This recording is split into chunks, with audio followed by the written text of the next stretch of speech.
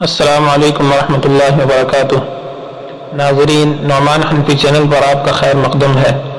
آج ہم آپ کو دارالعلوم دیوبند کے اندر موجود بجلی گھر کا نظارہ کرائیں گے۔ پورے بجلی گھر کا نظارہ کرنے کے لیے ہمارے ساتھ آخر تک جڑے رہیں۔ یہ وہ بجلی گھر ہے جہاں سے پورے دارالعلوم کو بجلی فراہم کی جاتی ہے۔ کبھی بھی دارالعلوم میں بجلی کی شکایت نہیں رہتی۔ اس پروجیکٹ سے دارالعلوم کے مختلف مقامات پر بجلی پہنچائی جاتی ہے۔ دارالعلوم دیوبند کے اندر موجود مسجد رشید، قیام گاہوں جن میں دار جدید کے ساتھ ساتھ بقیہ منزلیں بھی شامل ہیں، آسامی منزل، اعظمی منزل، دارالقرآن وغیرہ۔